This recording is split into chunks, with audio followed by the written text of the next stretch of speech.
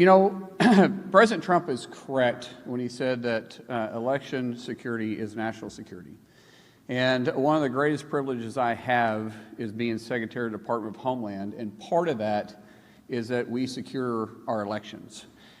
It surprised me when we first started getting in and digging into the elections, and this isn't about rehashing the 2020 election. This is just exposing what took place and to make sure it never happens again. And there's some really easy steps that can be taken to secure our elections. And it shouldn't be a partisan issue. This should be something that every American, regardless if you're a Republican, you're a Democrat, you're an independent, you're a libertarian, regardless if you live in a blue state or you live in a red state, everybody should know that their vote counts. And we have individuals that are voting that shouldn't be. It cancels out someone that should be. So I want to go through some things in a little bit more depth than what we were able to expose last night, because President Trump, he hit the highlights, and those should be scary for everybody. What we're going to do is dig in just a little bit deeper, and then we'll take some of your questions. So first of all, Department of Homeland Security, we've identified 250,000 non-citizens registered to vote in just 4 states. Mind you, we have 46 other states. And just 4 states, we've identified 250,000 non-citizens registered to vote in California, and Pennsylvania, New Jersey, and Nevada. We also worked with proactive states to identify 28,000 non-citizens on their voter rolls, plus 400,000 individuals that are still registered to vote that are deceased.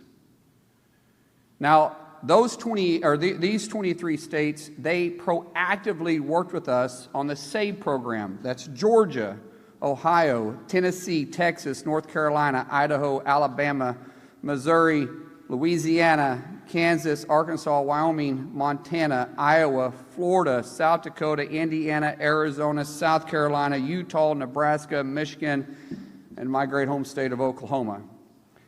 What's interesting to me is we're getting pushback from activist judges that are saying that, hold on, the SAVE Act or the SAVE program, they are trying to put a stop to.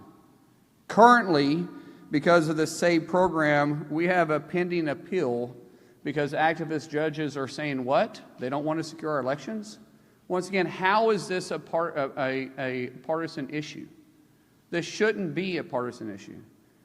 This should be that any judge and any God-fearing individual that loves this country should want to make sure that our elections are secure.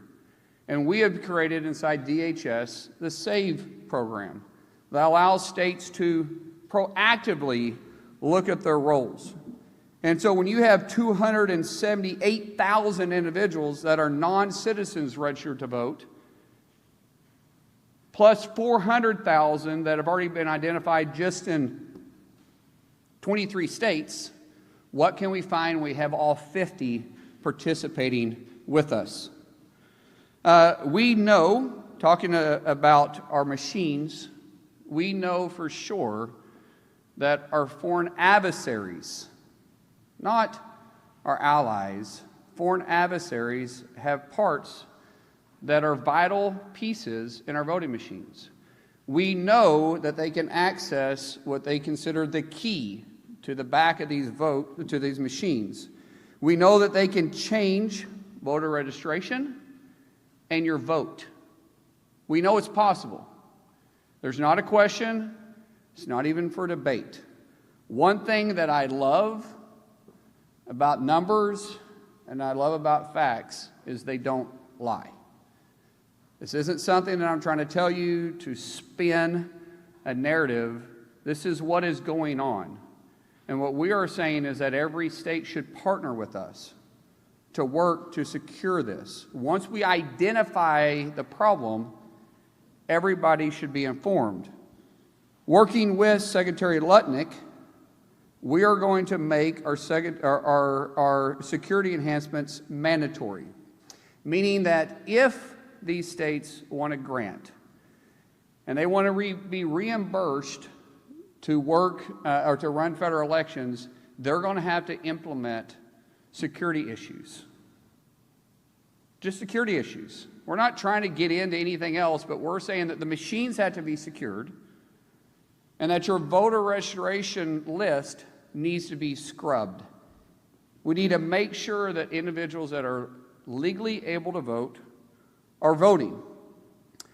We know that Iran hacked our state voter files and attempted to compromise, is the best word I can use, our systems where military members used to vote. So we're working with Secretary Hegseth and the DOW to safeguard those systems and protect our military voters. What's frustrating again in this is that the Biden administration knew this. And our intel community knew this. And not only did they withhold it from President Trump in his first term, but they withheld it, it looks like, President Biden in his term. They withheld this information from the public. They withheld it from Congress. That should never happen again, and because of President Trump's leadership, we're not allowing that to happen. We're telling the American people not to scare them, but to ensure them that we are watching it. We're taking it serious. We will secure our elections. Underneath President Trump's directive, he has gave Department of Homeland Security and myself the tools and the resources we need to secure the elections. But we have to have the states partner with us. If they choose not to, then the voters should hold them accountable. When I was sworn in just over 100 days ago by President Trump, and I can tell you honestly, I haven't quit smiling. I think this is the greatest job that I could possibly have. I said at that time that I'm going to fight for your yard and your backyard like I do mine, regardless if it's a blue state or if it's a red state. Department of Homeland Security isn't just keeping you safe on your streets, but we're keeping our voters safe and our elections safe.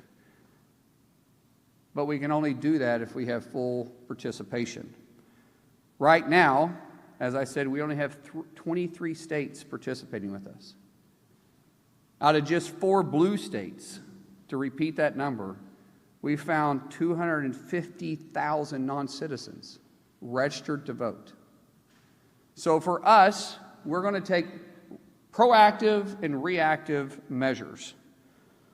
At President Trump's direction, our cybersecurity team and CISA will release an updated election infrastructure plan, and it'll be public within 30 days, meaning that'll give the states the resources they need to help from the cyber side.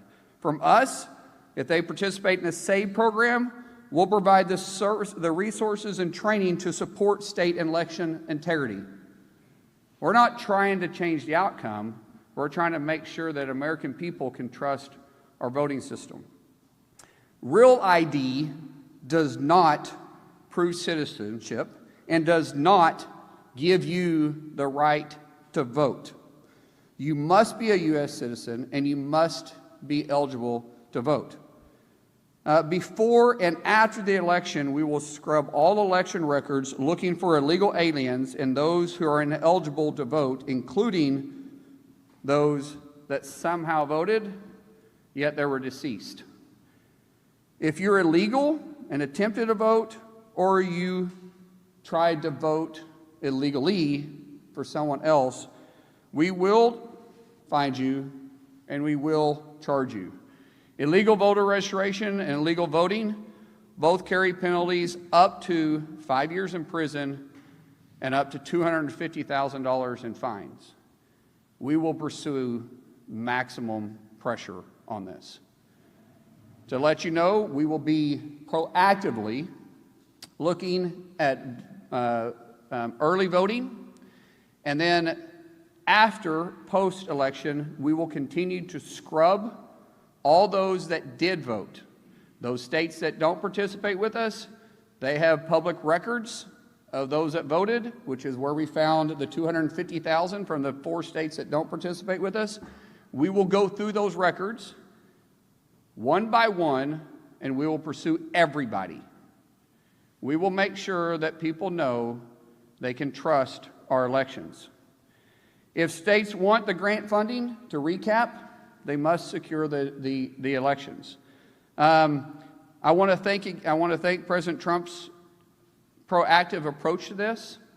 He has put together a remarkable team that not only is informing the public about what's going on, but we're also informing Congress, we're informing our states, and we're going to secure our elections. States must be aware of the real threats for voter registration and the system breaches. And I do want to reemphasize the system breaches.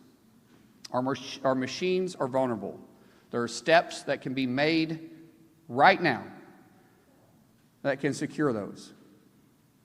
I would ask not just the public, but the media. That question should be asked of blue states, because we have red states participating with us. We have some red states that aren't. Every state that's not participating with us should be asked the hard question, why not? What are you afraid of? If they're not willing to do it, it should raise serious questions. It's not that hard. This isn't a partisan issue. So in conclusion, to recap, under President Trump's leadership, DHS is well prepared to support all states, red states, blue states, and local election officials ahead of the midterms. States must do their part to secure our election systems, and we stand by to help. If you are an illegal or you're voting illegally, we will hunt you down, we will find you, and we will prosecute you. The American people must have confidence in our elections. Election security is not a partisan issue, and Homeland security, we're here to support everybody. The American people, the states, even the media, to get access and the information they need to hold the states accountable.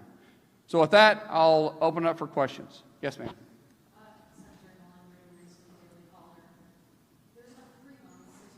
I think I like the Daily Caller better than the Daily Mail. I really don't like the Daily Mail.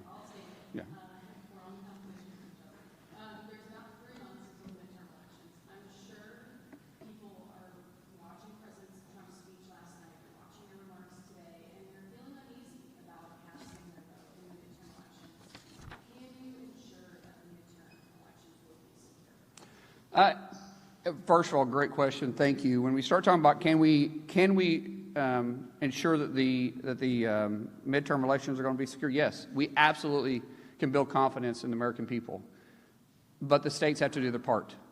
I will tell you, if the states that choose not to participate with the state program and they choose not to participate in securing the elections, we will make sure that we make those states a priority to look at who voted in their states and hold then the election officials accountable. If the election officials, once we gave them the information they need to secure their elections, and they chose not to, then those individuals can also be held accountable by fines, by penalties, and even, depending on how far it goes, prison time. Let me get the follow-up question, and I'll get to you guys. Hold on one second. Yes. The president has mentioned that there were intelligence officials who covered this up and kept it from him, from President Biden. Do you have an estimate of how many intelligence officials were involved in this? There's no question the intelligence community from the FBI, CIA, and even other places within DHS, not underneath President Trump's leadership, but that was underneath the Biden administration, kept it from President Trump and the American people in Congress. We are currently going through those lists. We will hold each one of them accountable. Some people aren't here. Some people are no longer in the agencies. Those that are, we will be held accountable. Those that abused their role in this will definitely be held accountable, because there is no excuse. If you purposely disobeyed the law, and you purposely went around statute, then you have an accountability. You have a legal reason to be held accountable. Yes, sir. Yeah.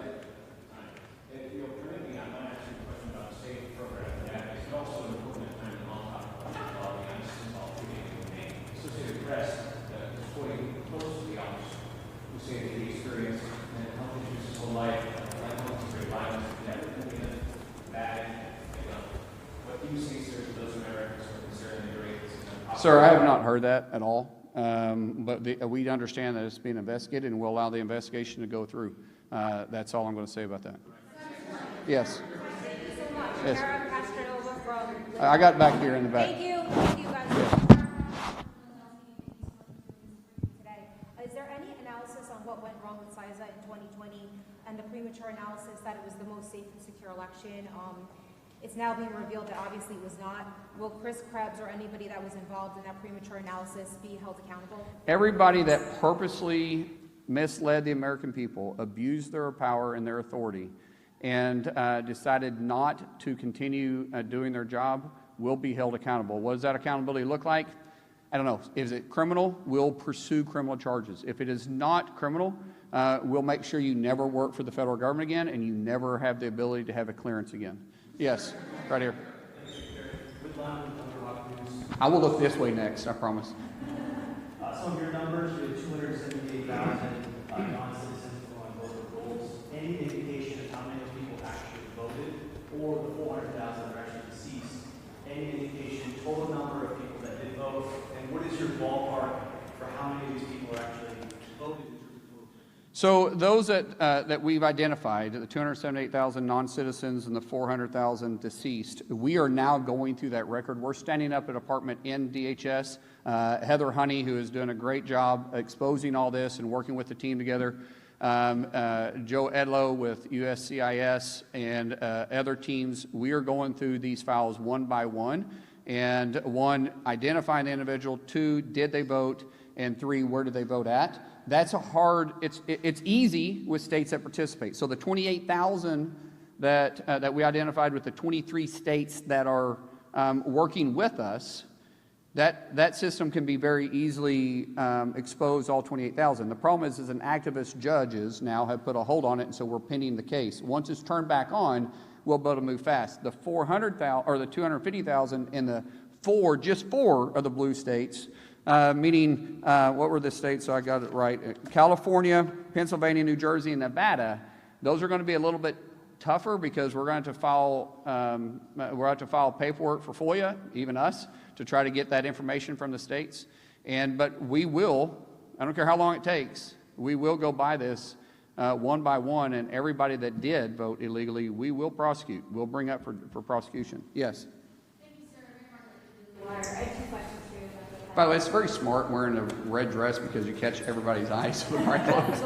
Same thing with what color shirt is that? Peach? Orange? I don't think that's orange. That's peach. That's definitely peach.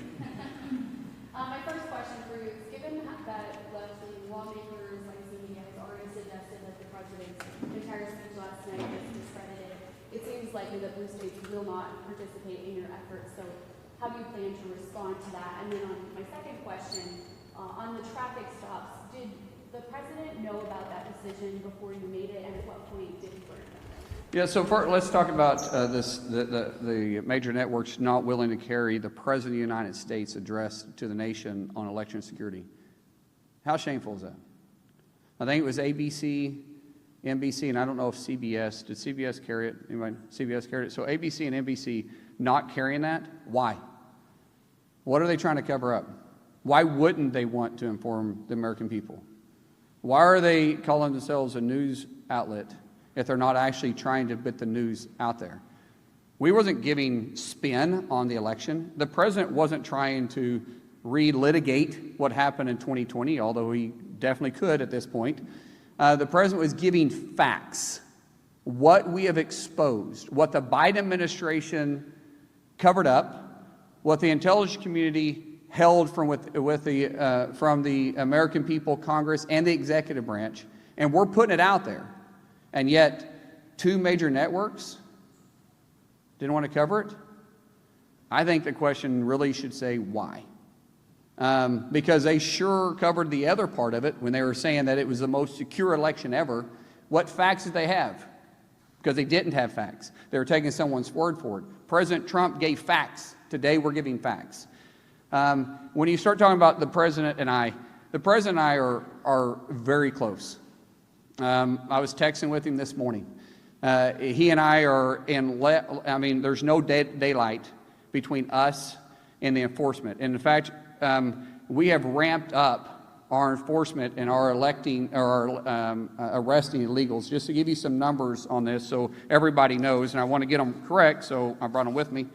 Last year total in 2025, we deported, now these are not including self-deportations. These are just ones that we had to go through. We had to arrest, we had to go through the system, and we had to deport, and they tried to stay inside the country, and they had no legal status to do it. 442,637 total deported last year in 25.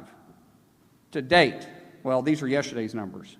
We have 403,294 that we've done in 2026. Our arrests are up. We're hitting single-day records every single day. But what we've done is I've turned down the temperature of the stove to try to get it correct without boiling over. We're trying to perfect our ability to work with local law enforcement, state law enforcement, and get illegals and criminals off our streets. 70% of the arrests we do daily are felons or have pending felony charges. 70%. We should all be able to work together with that. Total removals is 3 million. Total removals, 3 million. 1.4 total aliens have been, since we've been put in place, have either volunteered to be deported, yet we paid for them, or we forced them. But as I said, total removals have said, hey, we're leaving the country and did it on themselves was over 3 million. Yes. I want to ask about foreign interference. I'm sorry, who did you say you were? CBS News. Well, thank you for covering it last night. Absolutely. I want to ask about foreign interference in our elections, but just first, since you mentioned turning down the temperature, what assurances can you give Americans that ICE officers will face consequences if they violate the DHS's use of force policy? And who will make that determination? And can you commit now to making that determination public? Let me clarify. When I say turn down the temperature, when I turn down the temperature with you guys, we're turning up the heat on the streets. We're out there working harder than we ever have because we've empowered our law enforcement to do their job. What I'm trying to do is remove us from the headlines every single day. But everybody will be held accountable. I don't pick and choose which laws I'm going to enforce. I enforce our nation's laws. That means I'll enforce it with our own agency, and I'll enforce it with the criminals on the streets. That's my assurance. Yes. Go ahead. And I saw you stand up. I'll get to you next. Go ahead. Could you speak more to how you're going to put pressure on the states to cooperate with you in this investigation? Yeah. In previous instances where we've had ICE already inquiring about registration, those have also happened in red cities like Texas or North Carolina, where we've had HSI or Oklahoma making those requests. Could you talk about the scope of this investigation? It seems like it's more than actually police force. So when we start talking about enforcing, first of all, the states to work with us and then the scope moving forward, I obviously can't force the states, but the states always look to us for reimbursement when it comes to helping with the elections. It's expensive to put on an election. I mean, you think about every precinct in every county and then statewide. We are not going to spend taxpayer dollars reimbursing a state that is refusing to secure their elections. And we're not saying do it alone. We're saying we're going to help you. We're going to give you the tools to need it. We're going to give you the training to need it. We're going to give you the funding to do it.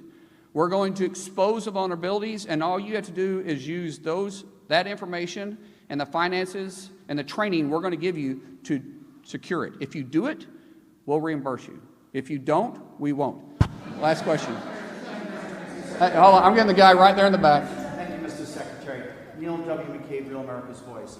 What are your former Republican Senate colleagues telling you? Are they in a mood to oust Majority Leader John Thune if he refuses to pass the Save America Act or can't figure out how to pass the Save America Act? I haven't heard that at all from the Senate saying they're willing to vote John out. John is a good friend of mine. He's a good friend of most people in there. Now, there's a difference of opinion. I think the SAVE Act should be passed tomorrow. I think it should have already been passed. There's no excuse for it not being passed. However, he has a vote problem. There's a number. Leader Thune supports the SAVE Act. He voted for the SAVE Act when it came up during the vote-a-rama. Except everybody controls their own card. And even, I think the last time the vote came up, there was 49 that voted. Even if we did away with the filibuster, it still requires 51. So I know Leader Thune is working hard on that, but he's got a very, very difficult task ahead. Yes. Let me just get to, I'm sorry, I told this guy with a paper I'd get to him, and then this is the last question. I have to go. I'm so sorry. Yes. I'm just wondering if the officers involved in the Houston shooting as well as the Maine shooting, are they still on administrative leave? Is that how long? Why any investigation that's going through, I don't care which law enforcement, I don't care if you're local PD, if you're county, if you're state, or if you're federal. When there's a shooting involved, standard practice is that individual goes on administrative leave while the investigation is going through. And we do it the same way. So thank you guys so much. Appreciate it. All right, you have been listening to DHS Secretary Markwayne Mullin there speaking about what the administration is calling election integrity. Of course, this comes after President Trump's primetime address last night about the same topic. CBS News Justice reporter Jake Rosen is monitoring this for us in Washington, and he joins us right now. Jake, what were your takeaways from what you heard there? Well, there are a couple of things. The main thing, Mugo, is asserting federal control or trying to coerce states through cutting back grant funding of getting access to their voter rolls in the name of, quote, election integrity. We should note that the Department of Justice and DHS have sued repeatedly through this administration. They filed about 30-plus lawsuits to get access to state voter rolls ahead of this announcement yesterday, going back to the early days of this administration. They've been trying to get access so that they can do this work preemptively, saying that they want to scrub non-citizens and potentially dead people out of state voter rolls. In 15 of those cases that have been cited so far, the Department of Justice has lost. There was one appellate panel of judges that also sided with states. There's simply no legal ground the Department of Justice has found yet to back up these lawsuits to get access to this, which presents kind of what we heard from Markwayne Mullin, DHS Secretary, today, saying that he was going to use the power of grants, working with the Treasury Department and other departments in the government to potentially cut back or cut funding from states that do not work with the federal government on this new initiative he announced today, which would be to kind of force states to purge their voter rolls. In Markwayne Mullin's words, it was to federally scrub them.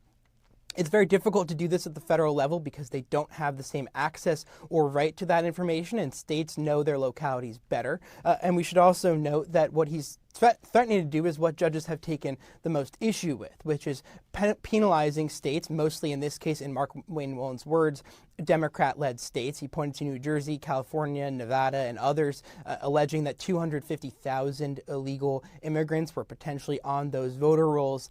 Judges have simply left this up to the states to figure out. These states conduct elections all the time. They have control over their version of federal elections. Every state has different protocols for doing that.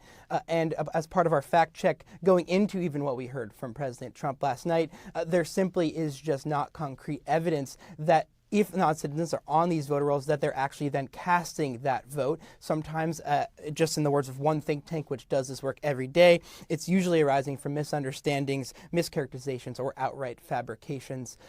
Again, this is the next step that we've seen from the Department of Homeland Security to try to institute what President Trump called on last night. But we heard the same attacks on the media for not taking that speech. We also heard the same falsehoods that President Trump repeated last night, that there was some kind of meddling or interference, and it was up to the federal government to fix this problem or to force states who work with the federal government. We'll see how this plays out in the next couple of days and weeks, as most Democratic states, there are about 30 or so, who have not worked with the federal government yet on this initiative are likely to take issue with this and take this either to courts or rebuff this effort, and saying likely from their secretaries of states and governor's office that they have control over this situation, that elections are secure, election machines are secure, and the way that these states purge their voter rolls, which happens all the time when people die, people move out of their states or move locations, is secure. Yeah, we'll see what comes next on that front. And Jake, you were part of the CBS News team fact-checking the president's speech last night. You mentioned that several times. What was true in that speech and what wasn't? Well, there was a lot of misleading and false information. I just want to point you first to what President Trump said about the U.S. election system, quote, falling catastrophically short of the standard of cheating and interference, what President Trump said last night. Let's take a quick listen. Every American deserves to know that when they cast their vote, that vote will be counted accurately in a system, and that is to make that system secure, one where cheating and interference are not just difficult, but virtually impossible. Unfortunately, the system we have today falls catastrophically short of that standard. And this is really what we've heard from President Trump going back over 6 years now. We should note that officials have repeatedly said that election infrastructure is secure. CISA, the cybersecurity agency that's responsible for federal oversight of elections and election security to prevent foreign interference, has said both the 2024 and 2020 presidential elections were not just secure, but had, quote, no evidence of malicious activity. Also, every state conducts audits of their elections after they're conducted. Some are required by law, and specifically after the 2020 election, many opened up independent audits. Neither of those situations in any state, whether it was a battleground state where President Trump and his legal team sued, or any other institution, found any evidence that would have changed the election results in 2020. Mugo, we should also just kind of point out another falsehood that President Trump said last night, which was exaggerated when he claimed that hundreds of thousands of non-citizens and dead people are active on voter rolls, like Markwayne Mullin just echoed. Let's take a listen to what he had to say. Hundreds of thousands of non-citizens and dead people are listed and active on the voter rolls. And the Center for Election Innovation and Research said that non-citizen voting in U.S. elections, quote, arise from misunderstandings, mischaracterizations, or outright fabrications. And once an investigation by an individual state secretary of state is concluded, the number of alleged instances falls dramatically. I can have a number of states in front of me, but usually when they find non-citizens who have registered to vote, they purge them out or investigate why. And every state, thinking about Colorado, Kansas, New York, Michigan, and Iowa, all states that are not necessarily even battleground states in any election, past or future, have said that these instances of people actually registering to vote does not result in people actually illegally voting or going to the polls. And usually that number, in one case, I'll just point out to you, Mugo, Iowa in 2025 found that there were 2,000 non-citizens registered to vote. Of people who had actually voted, it was only 35 people in the 2024 election. That's out of an entire statewide population of people. And then typically at the local level, people are prosecuted and those votes are not counted. Back to you, Mugo.